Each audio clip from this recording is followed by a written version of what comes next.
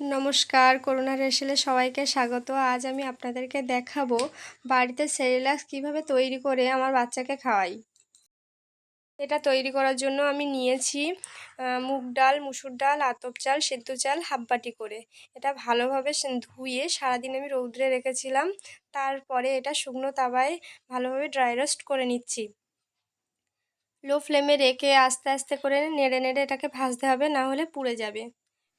প্রথমে যখন আমার বাচ্চার সলিড ফুড দেওয়া শুরু করেছিলাম তখন আমি বুঝেই পাচ্ছিলাম না যে আমার বাচ্চাকে আমি কি খেতে দেবো। সবাই তো আমাকে সাজেস্ট করেছিল যে সেরিল্যাক্স খাওয়াতে, কিন্তু আমার বাজারে সেরিল্যাক্স খুব একটা মনোগত হয়নি, তাই আমি বাড়িতেই চেষ্টা করেছিলাম। এইভাবে বানিয়ে আমার বাচ্চাকে আমি খাইয়েছিলাম। এটাকে লো ফ্লেমে রেখে আস্তে আস্তে নেড়ে নেড়ে ভাজতে হবে, না হলে সমস্ত কিছু পুড়ে যেতে পারে।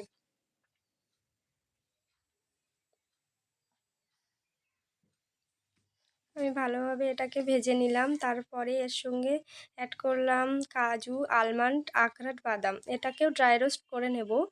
এরপরে একসাথে দিয়ে মিক্সিতে এটাকে গুঁড়ো করে নেব।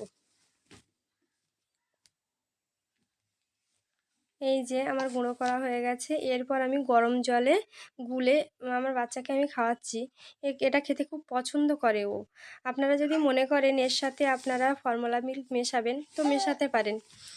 আমি আমার বাচ্চাকে ফর্মুলা মিল্ক দিই না, তাই আমি এর সাথে অ্যাড করিনি। এর সাথে আমি একটু মিছরি অ্যাড করেছি।